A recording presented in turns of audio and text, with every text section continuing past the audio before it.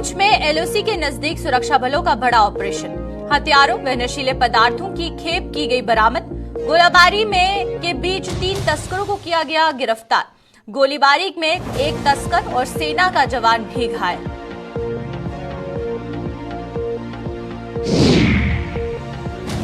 किश्तवाड़ प्रशासन ने 5 सरकारी टीचर्स किए सस्पेंड। 5 पर ड्यूटी के प्रति लापरवाही बरतने का आरोप। एडीडीसी करेंगे जांच। 15 दिनों में सौंपेंगे अपनी रिपोर्ट।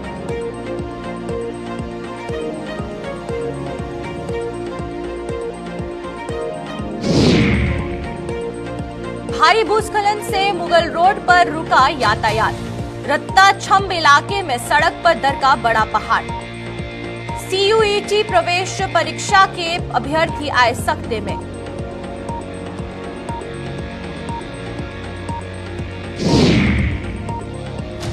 जम्मू श्रीनगर हाईवे पर भी बड़ा मौसम का असर। ट्रैफिक पुलिस ने की एहतियात बरतने की सलाह।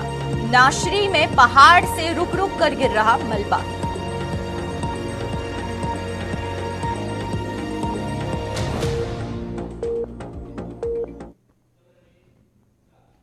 नमस्कार, जम्मू कश्मीर का खास बुलेटिन देख रहे हैं आप सब और मैं हूं आपके साथ पल्लवी जम्फौर। तो चलिए शुरुआत करते हैं आज के जम्मू कश्मीर के खास बुलेटिन की। सबसे पहले बात करेंगे पुंछ जिले की। जम्मू संभाग के जिला पुंछ में नियंत्रण रेखा के पास सुरक्षा बलों ने तस्करी की एक बड़ी कोशिश को विफल किया है। जिले के करमाड़ा क्षेत्र में नियंत्रण रेखा के पास संदिग्ध गतिविधियों को देखते हुए सेना ने गोलीबारी की और इसके उपरांत मौके से 3 आरोपियों को गिरफ्तार कर लिया। उनके कब्जे से हथियार और नशीले पदार्थ बरामद किए गए हैं और सेना ने पूरे इलाके को तुरंत घेर कर बड़े पैमाने पर तलाशी अभियान भी चलाया। पकड़े गए 3 आरोपियों में से एक गोलीबारी में घायल हो गया और जिसे जिला अस्पताल भर्ती करवाया गया है। इस पूरे ऑपरेशन में सेना का एक जवान भी घायल हुआ है और गिरफ्तार किए गए आरोपियों की पहचान मोहम्मद फारूक, मोहम्मद रियाज और मोहम्मद जुबेर के तौर पर हुई है और ये सभी पुंछ के करमाड़ा इलाके के निवासी बताए जा रहे हैं। आरोपी फारूक के पैर में गोली लगी है और यह भी बताया जा रहा है कि आरोपियों को सीमा पार से हथियारों और मादक पदार्थ की खेप मिली थी और वे इसकी तस्करी करने की फिराक में थे। और तस्वीरें आप देख रहे हैं कि किस तरीके से एक बड़ी खेप को हमारी सेना ने जो है वो पकड़ा है, जिसमें कि 3 आरोपियों को गिरफ्तार किया गया है और उस बीच एक के पैर में गोली लगी है और उससे जिला अस्पताल में भर्ती किया गया है। वहां पर इलाज चल रहा है और ये भी बताया जा रहा है कि इस ऑपरेशन के दौरान एक सेना का जवान वो भी घायल हुआ है और उनका भी इलाज अभी चल रहा है। इस बीच एक बड़ी खेप को भी बरामद किया गया है। हथियारों की खेप और मादक पदार्थ की जो खेप थी ये सीमा पार से इन आरोपियों को मिली थी और जिसके बाद से ये इसकी तस्करी करने की फिराक में थे, लेकिन इनकी इन कोशिशों को नाकाम करती हुई हमारी सेना नजर आई है। तस्वीरें आप देख सकते हैं कि जो हथियार बरामद किए गए हैं और जो मादक पदार्थ की खेप बरामद की गई है वो भी किस तरीके से या इस तस्वीर में नजर आ रही है। और 3 जो आरोपी हैं उनकी पहचान बताई जा रही है और वो करमाड़ा इलाके के रहने वाले हैं। मोहम्मद फारूक, मोहम्मद रियाज और मोहम्मद जुबेर के तौर पर की गई है और इसमें यह बताया जा रहा है कि जो आरोपी मोहम्मद फारूक है उसके पैर पर गोली लगी है और गोलीबारी के दौरान ही ये घटना हुई जिसमें कि एक जो आरोपी था उसके पैर में गोली लग गई और उसी के साथ ये बताया जा रहा है कि इस ऑपरेशन में एक जवान भी घायल हुआ है और उनका भी इलाज जो है अस्पताल में चल रहा है। इस बीच नियंत्रण रेखा के पास जिस तरीके की ये तस्करी की बड़ी खेप को नाकाम साबित किया है हमारी सेना ने, इसके बाद से ये एक बहुत बड़ी खेप ऐसी थी जिसके बाद अगर इसकी तस्करी होती तो चाहे वो मादक पदार्थ हैं चाहे वो हथियार हैं, एक बड़े मंसूबे को नाकाम करती हुई हमारी जो सेना है वो यहाँ नजर आई है। और आप तस्वीरों में देख सकते हैं कि जो आरोपी है मोहम्मद फारूक उसको अस्पताल लेकर जाया जा रहा है, उसके पैर पर गोली लगी है और उस बीच जो बाकी 2 आरोपी हैं मोहम्मद रियाज और मोहम्मद जुबेर उनको सेना ने पकड़ लिया है और आगे की पूछताछ भी की जा रही है कि ये जो खेप थी ये कहां लेकर जाई जा रही थी। तस्करी करने की जो फिराक में थे ये तीनों आरोपी, कहां पर इसकी तस्करी होगी, किन किन जगहों पर होगी, इसके बारे में अभी आगे इन्वेस्टिगेशन चल रही है। और ये सीमा पार से जो हथियारों की एक बहुत बड़ी खेप इनके पास आई है, इसके बारे में क्या कुछ और जानकारी सामने आई है। तो चलिए आइए, सनी हमारे साथ यहाँ पर फोन लाइन पर जुड़ चुके हैं, तो सनी से जानते हैं कि क्या कुछ जो खबर है वो हमें अभी तक मिली है। सनी, आपसे ये जानना चाहेंगे कि ये तीनों जो आरोपियों को गिरफ्तार किया गया है, इसमें से एक तो घायल है, लेकिन जो बाकी दो हैं, क्या उनसे पूछताछ के दौरान कुछ और चीजें सामने आई हैं, कुछ और जानकारी हाथ लगी है? जी बिल्कुल, आपको बता दूं कि ये तीनों एक ही गांव के जो है वो रहने वाले हैं और बिल्कुल एलओसी के करीब इन्हें जो है हिरासत में लिया गया है जब ये उस तरफ से रैंक के इस तरफ जो है वो आ रहे थे और बड़ी मात्रा में इनके पास से जो है नशीला पदार्थ जो है वो हाथ लगा है। उसके अलावा अगर हम बात करें तो 10 किलो आईडी इनसे जो है वो हाथ लगी है। 6 जो चाइनीज ग्रेनेड हैं वो हाथ लगे हैं। उसके अलावा AK-56 राइफल है, 2 जो पिस्टल है और 4 मैगजीन है और बड़ी मात्रा में जो है नशीला पदार्थ जो हाथ लगा है। अगर इनकी बात करें तो ये पिछले कई दिनों से इन पर सेना और पुलिस की जो है वो नजर थी और आज जब रात को ये इस ओर से उस ओर रैंक के गए और जब उस ओर से इस ओर आ रहे थे, वहीं सेना ने तुरंत इन्हें हिरासत में लिया और इन्होंने सेना पर जो है गोलीबारी जो है वो शुरू कर दी, जिसमें सेना का एक जवान जो है वो घायल हुआ है और एक इनमें से भी एक लड़का रफी है जो के घायल हुआ है, जिसे पुंछ राजा सुखदेव सिंह हॉस्पिटल में लाया गया। और अगर इनकी बात करें, इनसे जो पूछताछ जो है वो की जा रही है और पूछताछ में ये निकल कर आया कि इनके साथ एक आतंकी भी था जो भागने में कामयाब जरूर हुआ है, पर इनका कहना गया है कि हमें यहाँ से उस और आतंकियों द्वारा जो है वो ले जाया गया था और हमें सामान जो है वो वहां से लाने के लिए जो है वो कहा जा रहा था। जिस तरह से हमने इनसे पूछा है, इनका कहना है कि हमने कहा जा रहा था कि गाड़ी एक आएगी, वो आपसे सामान जो है वो ले जाएगी। इस तरीके की बातें इनके के द्वारा कही जा रही है, पर जो मटेरियल और जो सामान इनसे हाथ लगा है उससे यही लग रहा है कि ये आतंकियों के साथ मिले हुए थे और उनके साथ काम कर रहे थे। बिल्कुल सनी, आपसे यहाँ एक सवाल और जानना चाहूंगी कि ये तीनों करमाड़ा इलाके के रहने वाले हैं, तो क्या उस इलाके में किसी तरीके का कोई सर्च ऑपरेशन चलाया जा रहा है या आर्मी द्वारा कुछ किसी तरीके के कदम उठाए गए उस इलाके के लिए? जी बिल्कुल, आपको बता दूं ये करमाड़ा का इलाका बिल्कुल निरंतर रेखा के साथ लगने वाला इलाका है और जहां इनके घर है उसके थोड़ी ही दूरी पर LOC शुरू हो जाती है, बिल्कुल तारबंदी है और ये इन्होंने वो तार जो है वो काटी और तार काटने के बाद ये उस ओर के सेना को पहले से ही इनपुट थी कि यहाँ के कुछ लोग हैं जो आतंकियों से मिले हुए हैं और उनकी मदद जो है वो करते हैं। और जब सुबह इन्हें सेना ने वहां पर रोका और इन्हें रोकने के लिए कहा गया तो इन्होंने सेना के ऊपर जो है गोलीबारी शुरू कर दी, जिसमें इनका एक साथी घायल हुआ और एक सेना का जवान जो है घायल हुआ। उसी समय सेना ने इन्हें कार्डन कर हिरासत में ले लिया। अभी की अगर बात करें तो पूरे इलाके में सर्च ऑपरेशन चल रहा है, क्योंकि ये 4 लोग थे जिनमें से एक भागने में कामयाब हुआ है और तीनों को हिरासत में ले लिया गया है। बिल्कुल, आपसे एक आखिरी सवाल सनी यहाँ पर ये जानना चाहूंगी कि जिस तरीके से बताया जा रहा है कि जो गोलीबारी थी उसमें एक आर्मी का जो पर्सोनल है वो भी घायल हुआ है, तो क्या उनका इलाज चल रहा है? उनका क्या कुछ पहचान बताई जा रही है?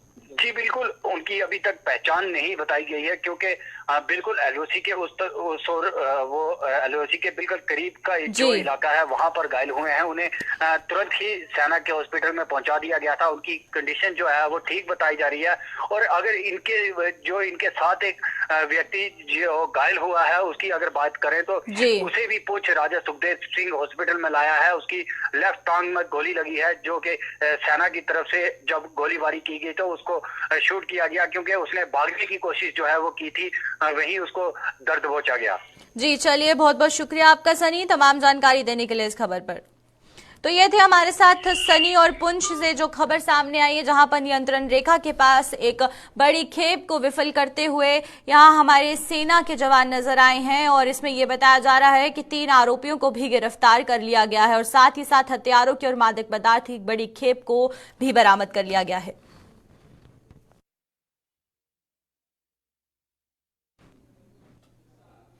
तो चलिए अब किश्तवाड़ की बात करते हैं। किश्तवाड़ जिले में सरकार से मोटा वेतन हासिल करने के बावजूद अपने फर्ज को ईमानदारी से अंजाम ना देने वाले सरकारी टीचरों के 5 टीचरों को सेवाओं से निलंबित कर दिया गया है।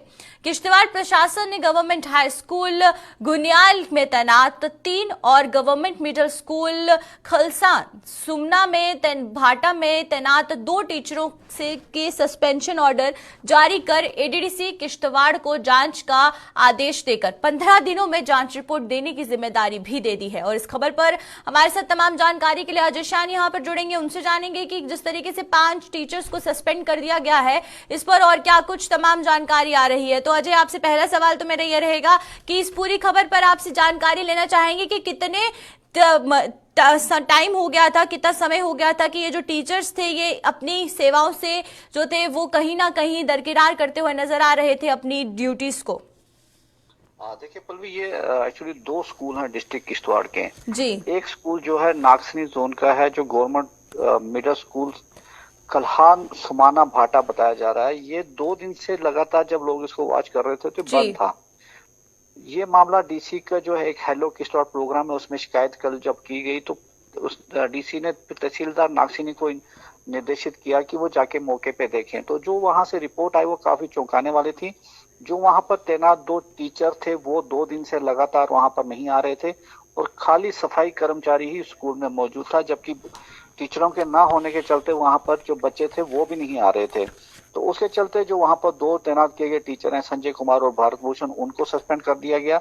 जबकि छात्रों जो एक इलाका है, एक सब डिवीजन है डिस्ट्रिक्ट किश्तवाड़ का, वहां पर एक रैंडम चेकिंग चल रही थी स्कूल्स में एब्सेंटिज्म को पर कंट्रोल पाने के लिए। तो बीटीओ इंद्रवाल को डिप्यूट किया गया था। तो उन्होंने उस दौरे के दौरान देखा कि गुरीनाल जो हाई स्कूल है वहां पर ज्यादातर टीचर जो थे वो गायब थे। कोई ना एप्लीकेशन थी, ना कोई उनकी तरफ से अप्लाई किया गया था, ना कोई परमिशन ली गई थी कि वो छुट्टी पर रहेंगे। तो वो जो टीचर्स 3 हैं बताए जा रहे हैं, शौकत अली, रिदवाना बानो और जबीना बानो, ये तीनों के 3 जो थे बिना परमिशन के ही गैर हाजिर थे। जो एक रिपोर्ट उन्होंने जब डीसी को भेजी तो मामले की जो संज्ञान लेते हुए डीसी ने इन तीनों को भी सस्पेंड कर दिया है। तो कुल मिला के ये 5 टीचर अभी सस्पेंड किए गए हैं। और लोगों से जो हमारी बात हुई है उनका कहना था कि अक्सर ये लोग कहीं गैर हाजिर रहते हैं, जिस वजह से शिकायतें बार बार हो रही थी। और अब जबकि एक्शन हुआ है तो इसका असर इन स्कूलों पर तो पड़ेगा ही पड़ेगा, लेकिन जो दूसरे स्कूल हैं उन पर भी कहीं ना कहीं इसका असर देखने को मिलेगा। जी बिल्कुल अजय, आपसे एक सवाल यहाँ पर मेरा और रहेगा कि एनरोलमेंट ड्राइव को जिस तरीके से सरकार ने चलाया था कि सरकारी स्कूलों में बड़ी तादाद में जो बच्चे हैं वो एनरोल करवाए जाएं, ताकि सरकारी स्कूलों में जो एजुकेशन दी जा रही है उसका बेनिफिट उन बच्चों को हो जो कि प्राइवेट स्कूल्स में नहीं पढ़ पाते। लेकिन वहीं पर ये कंप्लेंट्स दूसरी तरफ हमें देखने को मिलते हैं, जो टीचर्स हैं, जो सरकारी टीचर्स हैं जिनको अच्छी खासी सैलरी मिलती है, वो स्कूल से एब्सेंट रहते हैं। तो इनके अटेंडेंस का किस तरीके से प्रोसीजर रहता है, क्योंकि अगर बायोमेट्रिक अटेंडेंस हो तो इनका एक पूरा अकाउंट बना रहेगा, लेकिन जो फारफ्लंग एरियाज हैं वहां पर बायोमेट्रिक अटेंडेंस के लिए किस तरीके से जो प्रोसीजर है वो रहेगा, या फिर अगर बायोमेट्रिक अटेंडेंस नहीं है तो उसका अल्टरनेट क्या कुछ रहता है? देखिए ज्यादातर स्कूल जो है वहां पर ऑनलाइन अटेंडेंस ही करवाई जा रही है जी। इन 2 स्कूल के मामले में क्या कुछ है वो अब इंक्वायरी में सामने आएगा, क्योंकि बायोमेट्रिक अटेंडेंस जो है वो कंपलसरी कर दी गई है। इसमें कोई छूट नहीं दी जा रही है। कुछ इलाके हैं जहां पर नेटवर्क नहीं है, मोबाइल कनेक्टिविटी नहीं है, वहां पे ऑफलाइन मोड को परमिट किया गया है। लेकिन जो स्कूल की वहां पर स्थानीय लोग की कमेटी होती है उनसे भी कहीं ना कहीं पंचायतों की भूमिका उसमें देखी जाती है कि ऑफलाइन मोड में वो ऑब्जर्व करे। एक तरह से सोशल ऑडिट वहां पर रखा जाता है। लेकिन कहीं ना कहीं जो टीचर हैं या सोसाइटी के लोग हैं मिलके बच्चों के साथ खिलवाड़ कर रहे हैं। हमने पीछे देखा कि 1500 ऐसे बच्चे तो जो ड्रॉप आउट से उनको बैक टू स्कूल प्रोग्राम के तहत एनरोल दोबारा स्कूल में किया गया। लेकिन अगर शिक्षकों की यही हालत रही तो उस पर भी बुरा असर पड़ेगा। अब जबकि इस मामले में एडीडीसी किश्तवाड़ को नियुक्त किया गया है, वो इंक्वायरी करेंगे और उसमें ये चीजें साफ होगी कि इन्होंने बायोमेट्रिक को क्यों नहीं ऑप्ट किया था, क्योंकि ये जो 2 एरियाज है यहाँ पर सिग्नल है। जो हमारी रिपोर्ट्स आ रही है कि वहां पर मोबाइल कनेक्टिविटी है और वहां पर ऑनलाइन मोड जो बायोमेट्रिक सिस्टम है अटेंडेंस का वो हो सकता है। तो इसको क्यों नहीं उन्होंने देखा, क्योंकि डी जो रिपोर्ट्स हैं सीओ ऑफिस में जा रही हैं, डायरेक्टर ऑफिस में जा रही हैं, जोन्स में जा रही हैं, उसकी मॉनिटरिंग प्रॉपर हो रही है। लेकिन जो ऑफलाइन मोड है वो कहीं ना कहीं उसमें दिक्कत है। और देखने वाली बात होगी कि इस स्कूलों में क्या कुछ मामला चल रहा था। जी चलिए, बहुत बहुत शुक्रिया आपका अजय तमाम जानकारी देने के लिए। तो ये थे हमारे साथ अजय शान। और वहीं पर किश्तवाड़ में 5 टीचर्स को सस्पेंड कर दिया गया है, जिसमें कि ये बताया जा रहा है कि जो 3 टीचर्स थे वो गवर्नमेंट हाई स्कूल में तैनात थे और वहीं पर जो 2 टीचर्स थे वो मिडिल स्कूल में तैनात थे और जिनके लिए सस्पेंशन ऑर्डर तैयार कर दिया गया है। और एडीसीसी किश्तवाड़ को ये कह दिया गया है कि वो 15 दिनों में एक जांच रिपोर्ट तैयार कर दे।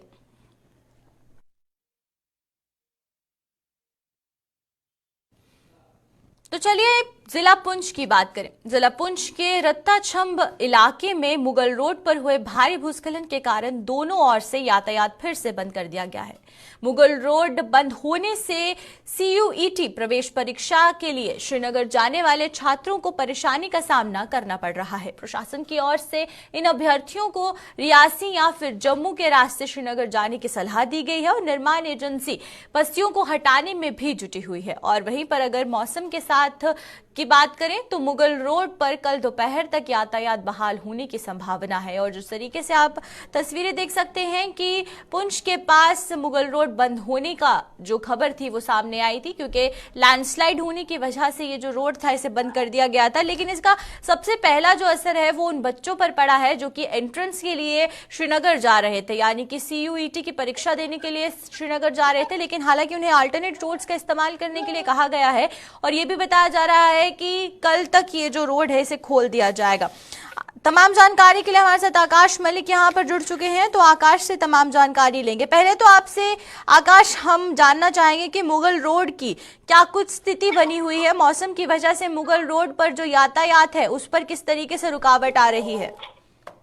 जी पल्लवी, मैं आपको बताता चलूं, ये मुगल शहर जो तारीखी शहर जो रजौरी पुंछ के लोगों के लिए एक शहर आ गया और इस वक्त जो है देर शाम से ही जो है इस पर लैंडस्लाइड आने की वजह से जो ये शहर जो है ट्रैफिक की आमदोरफ्त के लिए बंद कर दिया गया। वहीं पे बात करें स्टूडेंट्स की, जो है डिप्टी कमिश्नर पुंछ की तरफ से जो है देर शाम ही एक ट्वीट किया गया जिसपे ये लिखा था कि जितने भी बच्चे जिनका यूएई का एग्जाम है श्रीनगर में वो वाया जम्मू या रियासी से श्रीनगर अपना पेपर देना चाहते हैं, क्योंकि ये शहर जो है इस पे एक लैंडस्लाइड, बहुत बड़ी लैंडस्लाइड है। और एज पर ऑफिशियल्स की तरफ से बताया गया 1.5 से 2 दिन भी लग सकते हैं इस शहर को खुलने के लिए, क्योंकि इस वक्त जो है आज की बात करें आज भी जो है मौसम काफी खराब है जिसकी वजह से काम को शुरू नहीं किया जा सकता। जी जी बिल्कुल। वहीं आपसे ये जानना चाहेंगे कि बात करें अगर हम लोग बाकी रोड्स की अल्टरनेट रोड्स दिए गए हैं बच्चों को, तो वहां पर मौसम का खराब होने की वजह से क्या कोई ऐसा है कि रास्ता बंद हो जाएगा या ट्रैफिक जैम ज्यादा है जिससे बच्चों को परेशानी आए?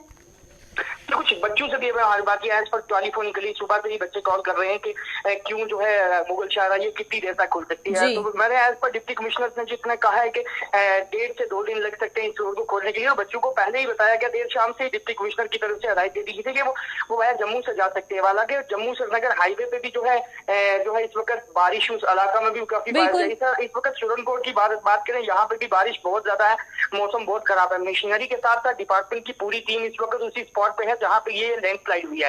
लेकिन काम शुरू कर लूं मैं, उनको दिक्कत इसलिए आ रही है क्योंकि बारिश बहुत है और मौसम बहुत खराब है। जब भी इस काम को शुरू किया जाएगा उनका कहना है कि ऊपर से कोई दोबारा से लैंडस्लाइड आ जाए जिसकी वजह से जो है जो ऑपरेटर हो उसको भी कोई परेशानी ना आए। बिल्कुल, ये जब मौसम साफ होगा उसी वक्त इस काम को जो है शुरू किया जाएगा। जी बिल्कुल। आकाश, एक आखिरी सवाल आपसे रहेगा कि एडवाइजरी क्या कुछ जारी की गई है फिलहाल मुगल रोड के लिए, क्योंकि जो लोग निकल चुके हैं घर से मुगल रोड के लिए उनके लिए क्या कुछ एडवाइजरी यहाँ पर जारी की गई है एडमिनिस्ट्रेशन द्वारा? जो उस हवाले से बात करें डिप्टी कमिश्नर, जैसे मैंने पहले भी बताया, डिप्टी कमिश्नर पुंछ यासीन चौधरी की तरफ से पहले ही हिदायत जारी कर दी थी कोई भी आदमी जो है इस शाहरा पर इस वक्त विजिट नहीं करेगा विदाउट ट्रैफिक एडवाइजरी। जब तक ट्रैफिक की तरफ से एक एडवाइजरी, जैसे कि हर दिन एडवाइजरी जारी कर दी जाती है कि आज मुगल रोड वन साइडेड इस तरफ से जाएगी, दूसरे दिन शोपियां की तरफ से, इस तरह की एडवाइजरी जब ही जो ये जारी होगी उसके बाद ही जो है आप मुगल शाहरा पर विजिट कर सकते हैं। इस वक्त जो है मुगल शाहरा की बात करें, इस वक्त दोनों तरफा जो ट्रैफिक बिल्कुल बंद है और इस वक्त बहराम गलाम के मकाम पर जो है पुलिस की तरफ से जो है वहाँ पे बैरिकेड लगा दिए कि किसी भी आने जाने वाले व्यक्ति को वहाँ से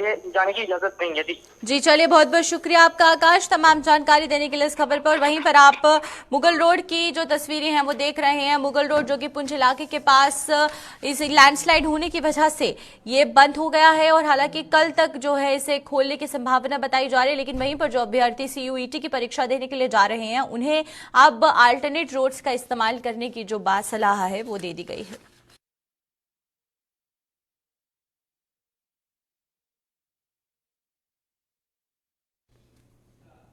तो तो चलिए बात करते हैं टारगेट किलिंग की। टारगेट किलिंग को लेकर पीडीपी द्वारा प्रदर्शन किया जा रहा है और वहीं पर साउथ कश्मीर में एक बार फिर से हुई टारगेट किलिंग से बिफरी पीडीपी सड़कों पर उतर आई है।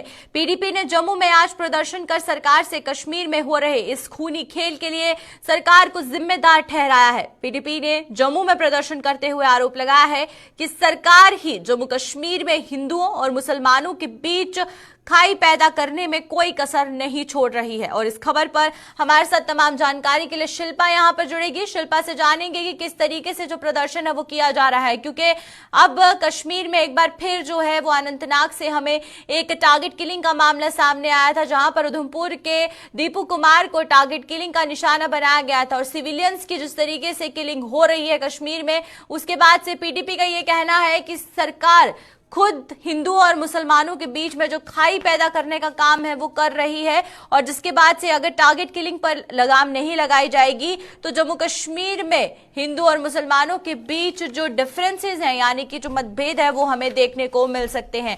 तो चलिए आइए तमाम जानकारी के लिए शिल्पा हमारे साथ यहाँ पर जुड़ चुकी हैं, उनसे जानते हैं। शिल्पा, आपसे जानना चाहेंगे कि पीडीपी ने मोर्चा खोला है सरकार के खिलाफ और ये कहती हुई नजर आ रही है कि सरकार की ही चाहती है कि हिंदू और मुसलमान जो हैं उनके बीच में जो डिफरेंस है वो बना रहे, जिसके बाद से टारगेट किलिंग पर लगाम नहीं लगाई जा रही। तो किस तरीके से प्रदर्शन किया जा रहा है आज? जी, आपको बता दें कि जिस तरीके से अनंतनाग में दीपू कुमार की गोली मारकर हत्या कर दी गई, जहां पर जम्मू में लगातार प्रदर्शन देखने को मिल रहा है और आज पीडीपी की तरफ से धरना प्रदर्शन किया गया। केंद्र सरकार पर साफ तौर पर निशाना साधा है, जहां पर नॉर्मलसी पर सवाल जो है वो उठाए गए हैं। साफ तौर पर पीडीपी के लीडर का ये कहना है कि अगर जम्मू कश्मीर में केंद्र सरकार दावा करती है कि जम्मू कश्मीर में अगर नॉर्मलसी है, हालात जो है वो ठीक है, तो आखिरकार टारगेट किलिंग जो है वो क्यों की जा रही है, आगे टारगेट किलिंग जो है क्यों देखने को मिल रही है। यहाँ पर लीडर्स ने साफ तौर पर कहा कि टारगेट किलिंग को बंद किया जाए। जिस तरीके से लीडर्स का ये भी कहना है कि कहीं ना कहीं हिंदू के बीच में जो है वो दूरियां पैदा की जा रही है और टारगेट किलिंग जो है वो देखने को मिल रही है। नॉर्मलसी पर सवाल उठाया गया है कि अगर जम्मू कश्मीर में पूरी तरीके से हालात ठीक है, G20 समिट की बात करें तो लीडर्स का ये साफ तौर पर कहना था कि G20 समिट का जो एक संदेश देश भर में दिया गया है, शांति का संदेश दिया गया है, वो साफ तौर पर जो है वो नजर आया है।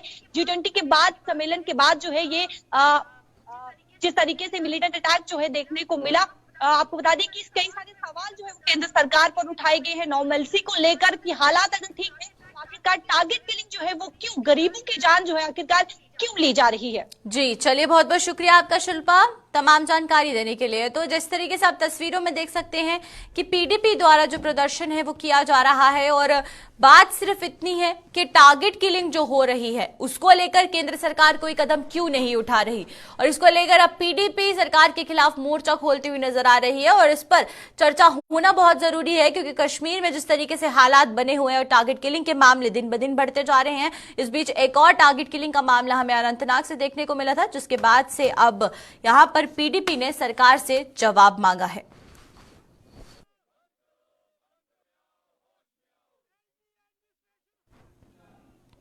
जम्मू कश्मीर में आज फिर से बिगड़े मौसम का असर एक बार फिर जम्मू श्रीनगर हाईवे पर पड़ने के आसार है। जम्मू श्रीनगर हाईवे पर नाशरी में पहाड़ से मलबा आना शुरू हो गया है और वहीं पर मेहाड़ में भी पस्सियां गिरने का खतरा उत्पन्न हो रहा है। आधिकारिक तौर पर जम्मू कश्मीर हाईवे को बंद करने का ऐलान तो नहीं किया गया, लेकिन बारिश के कारण ट्रैफिक पुलिस ने लोगों को एहतियात बरतने और सफर से पहले ट्रैफिक कंट्रोल यूनिट से संपर्क करने का आह्वान किया है। और वहीं पर जिस तरीके से अगर मौसम बिगड़ता है तो सबसे पहला असर जो है वो जम्मू श्रीनगर नेशनल हाईवे पर देखने को मिलता है। और आज भी मौसम खराब है, सुबह से ही बारिश हो रही है और बारिश होने की वजह से इसका सीधा असर नेशनल हाईवे पर पड़ा है। हालांकि अगर बात करें हम लोग एडवाइजरी की, तो आधिकारिक तौर पर यानी कि ऑफिशियली कोई एडवाइजरी जारी नहीं हुई है अभी तक। लेकिन वहीं ट्रैफिक पुलिस कंट्रोल रूम की बात करें तो ट्रैफिक पुलिस कंट्रोल रूम ने ये कहा है कि अगर आप घर से निकल रहे हैं, हाईवे की तरफ रुख कर रहे हैं, तो एक बार कंट्रोल रूम यूनिट में जाकर कॉल कर लें और उसके बाद पूरा जो हाल है वो एक बार जान ले कि क्या कुछ हाल हमें हाईवे का देखने को मिल रहा है। क्योंकि आप तस्वीरें भी देख सकते हैं कि किस तरीके से रामबन के पास जो ये पूरे हाईवे का हाल है वो बना हुआ है, जिसके बाद से अगर मौसम और खराब होता है तो हाईवे के बंद होने की संभावना और बढ़ जाती है। तो चलिए आइए तमाम जानकारी के लिए आरिफ हमारे साथ यहाँ पर जुड़ चुके हैं, उनसे जानते हैं। आरिफ, अब से तो पहले ये जानना चाहेंगे कि जिस तरीके से ऑफिशियली कोई एडवाइजरी जारी नहीं हुई है, लेकिन वहीं पर अगर मौसम और हाईवे दोनों के बारे में बात करें तो अगर मौसम और खराब होता है तो इसका असर हाईवे पर किस तरीके से पड़ सकता है? बिल्कुल पल्लवी, मैं आपको बताने की कोशिश करूंगा कि जम्मू श्रीनगर राष्ट्रीय राजमार्ग पे जो है सुबह से ही मुसलधार बारिश का सिलसिला जारी है। और जहाँ आप बात करें रामबन बोरिया जो है हर समय जो है वो में रहता है, तो सुबह नागरी के इलाके पे मडस्लाइड की वजह से ट्रैफिक जाम के नजर देखने को मिल रही थी। उसके साथ में हाईवे पे ट्रैफिक मूवमेंट बहुत कम देखने को मिल रही थी। बिहार के इलाके में मकसद में सिर्फ शूटिंग स्कूल का सिलसिला नहीं देखने को मिल रहा है, लेकिन अगर बात करें ऑफिशियली तो ट्रैफिक बिल्कुल रुका हुआ है और जो बारिश का सिलसिला इस समय जारी है। अगर यही सूरत हाल रही और अगर मेट्रोलॉजिकल डिपार्टमेंट को मद्देनजर रखे तो फिर रामबन बनिहाल के अंदर जो है ट्रैफिक रेगुलेशन में दिक्कतें हो सकती है। तो सुबह से बिल्कुल सुबह 5 बजे से ही जो है बारिशों में जो है थोड़ा इजाफा वो देखने को मिल रहा है। इस समय जो है लगातार बारिशों का सिलसिला देखने को मिल रहा है, लेकिन ट्रैफिक अथॉरिटी का मानना है कि सफर शुरू करने से पहले आप नजदीकी ट्रैफिक पुलिस के साथ राबता कायम करें ताकि आपको बेवजह हाईवे पे दिक्कतों का सामना न करना पड़े। जी चलिए, बहुत बहुत शुक्रिया आपका आरिफ तमाम जानकारी देने के लिए। और जिस तरीके से आरिफ ने हमें सूरत हाल बताया कि जम्मू श्रीनगर नेशनल हाईवे पर किस तरीके से अभी तक तो ऑफिशियली कोई भी ऐसी एडवाइजरी जारी नहीं हुई है जहां पर हमें ये देखने को मिले कि हाईवे पर आप सफर ना करें, लेकिन वहीं पर ट्रैफिक पुलिस कंट्रोल रूम की बात करें तो ट्रैफिक पुलिस कंट्रोल रूम का ये कहना है कि हाईवे की तरफ निकलने से पहले एक बार कंट्रोल रूम से जो जानकारी है वो हाईवे की ले ले। तो चलिए फिलहाल के जम्मू कश्मीर की खास खबरों में इतना ही। मुझे दीजिए इजाजत, नमस्कार।